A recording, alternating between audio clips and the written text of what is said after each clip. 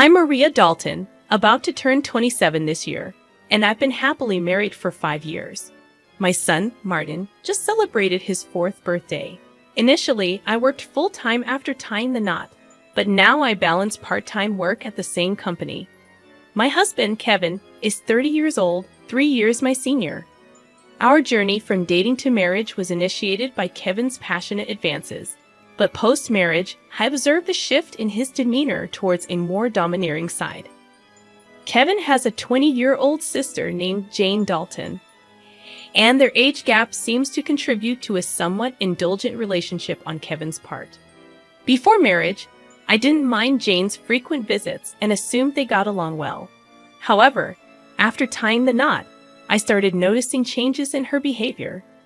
Jane often drops by unannounced, at any time, and expects to be served without ever bringing a token of appreciation. Kevin, rather than addressing the situation, expects me to accommodate her demands.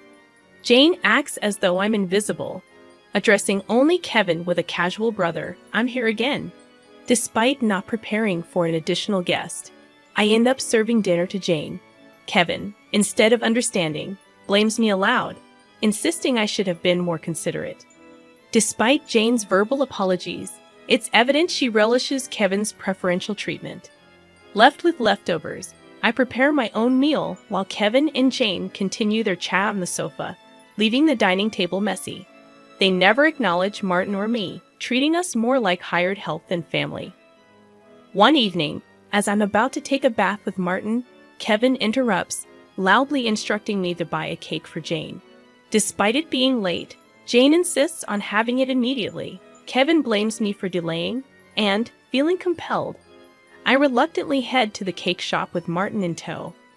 Overhearing their conversation, I learn they're criticizing me for being inconsiderate and questioning the decision to marry me.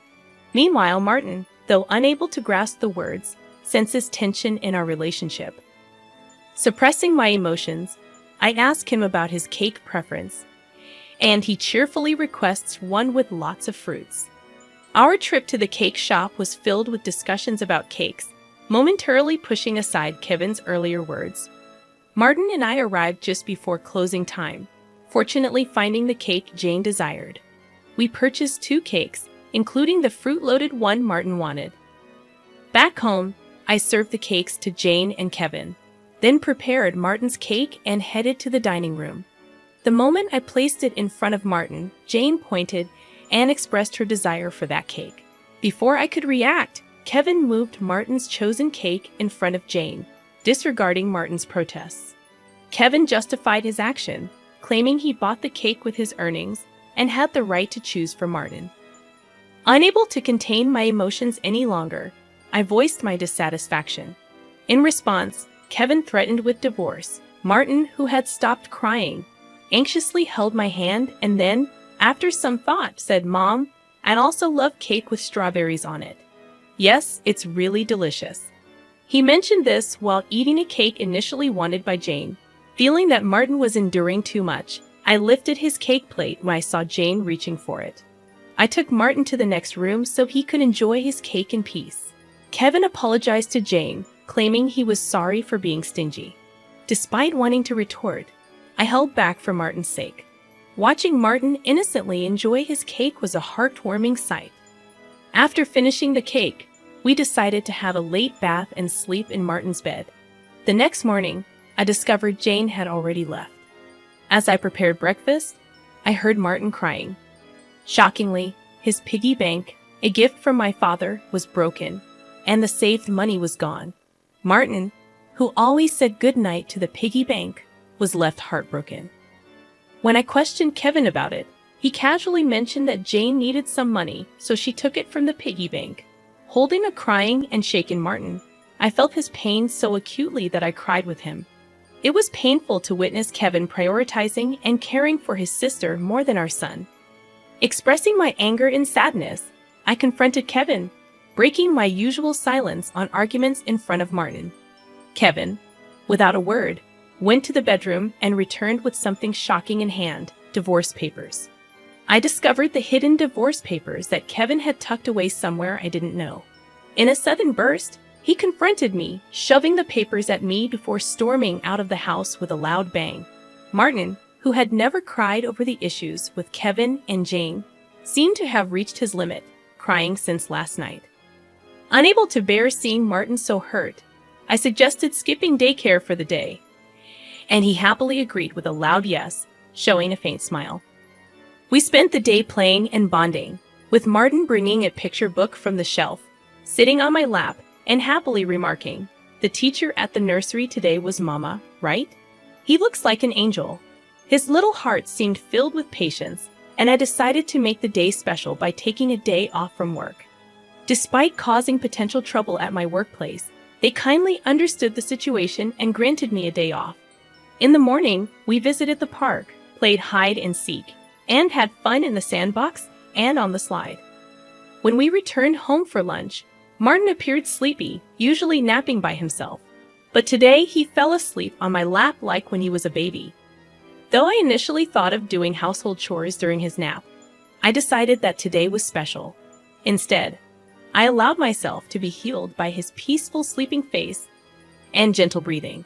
However, my serene moment was abruptly interrupted by a noise from the entrance, indicating the front door had opened. As it wasn't Kevin's usual time to come home, I became suspicious and quickly hid in the bedroom closet, clutching Martin. A voice echoed through the house, and to my surprise, it was Jane. Trembling with fear, I listened as she searched for something, expressing frustration over not finding it. Jane then made a phone call, mentioning Kevin and discussing their unsuccessful search.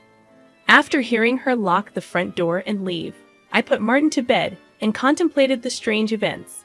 I couldn't comprehend why Jane had entered the house and what they were looking for. Suddenly, Kevin seemed like a stranger, and I felt a mix of disgust and fear towards him. Swiftly packing essentials for Martin and myself, we headed to the station and took a train to my parents' house. Fortunately, their home was nearby, just 2 stations away. Although I hadn't contacted them beforehand, my parents sensed something from my expression and welcomed us without asking questions. I shared the entire ordeal with them, including my fear of staying at our house due to Kevin and Jane's actions. Upon hearing my mother's suggestion that Jane might have been looking for my belongings, possibly cash cards, I recalled my past experience as a successful CEO in the handmade goods industry. I had entrusted the company to friends when I decided to prioritize raising my child after getting married. Although I still worked part-time and communicated with the company from home, Kevin was unaware that I was still the CEO. I discovered the hidden divorce papers that Kevin had tucked away, suspecting that he thought I had a decent amount of savings. While I've mentioned to him that I still received some assistance from the company, I've deliberately kept the details about being the CEO and my savings private. This secrecy stems from realizing early in our marriage that Kevin struggles with managing money and tends to spend everything he earns. Kevin, at first, provided only $200 a month for food expenses and even suggested I quit my job to become a full-time housewife. However, with the financial strain of raising Martin and only $200 for food, I never agreed to be a full-time housewife. Eventually, he reluctantly allowed me to work part-time, and to ensure I wouldn't consider divorce, he had me sign a post-marital property waiver through a lawyer.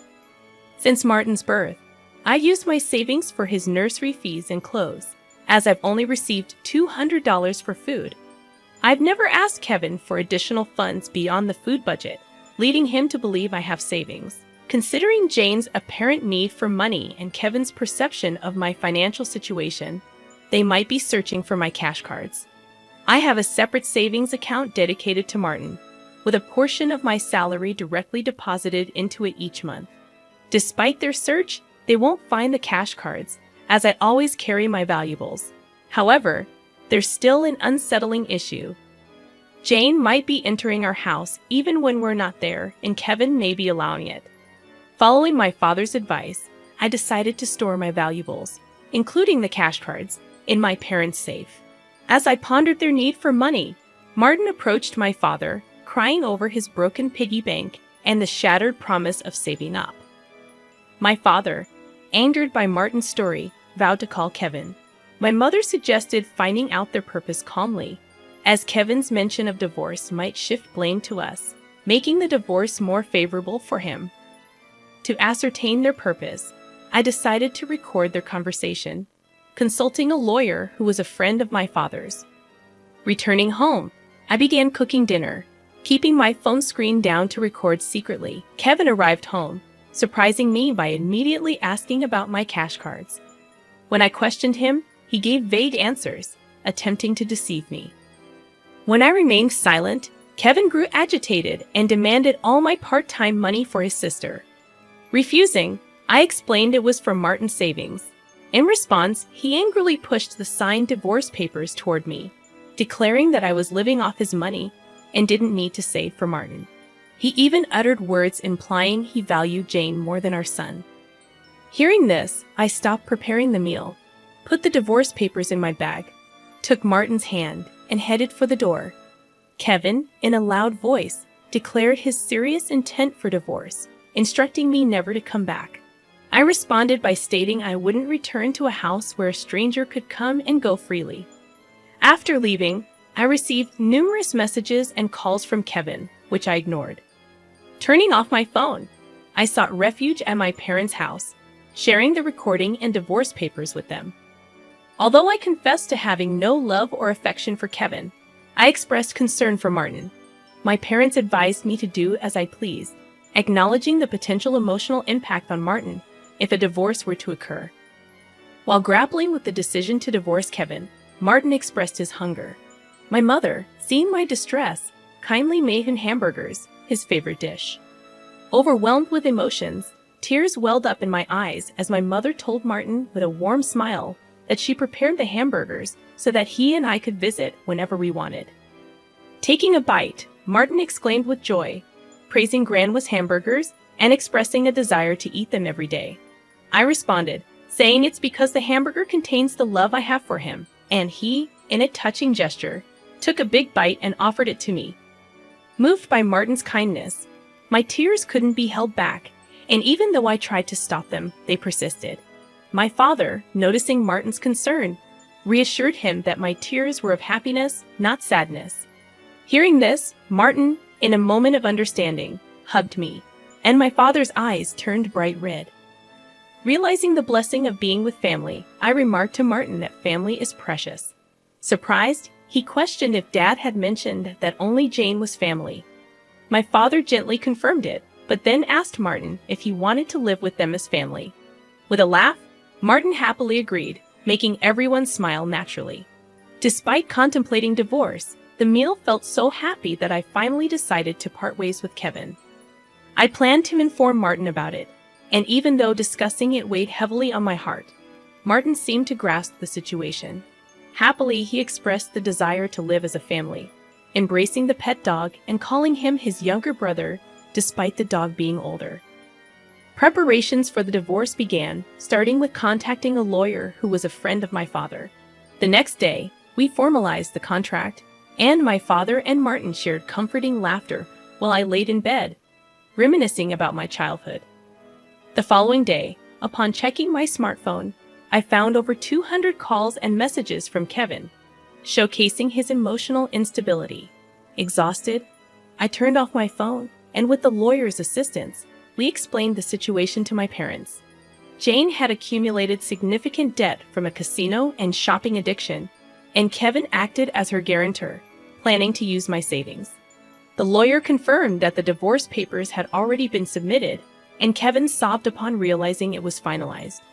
Despite expecting disagreements about child support, he signed a pledge to pay $340 to Martin every month. In a subsequent call from Kevin, his tone lacked aggression, and he calmly admitted to financial manipulation and explained his complex feelings toward Jane. I firmly asserted my decision not to reconsider and heard his faint sobbing before he wished me happiness and hung up. Remaining strong until the end, I discussed future plans with my parents and decided to stay with them until Martin grows up. I resumed my role as a company president and later learned that Kevin and Jane had informed their parents about the divorce and debt, resulting in disownement. Today, I find happiness being with my family.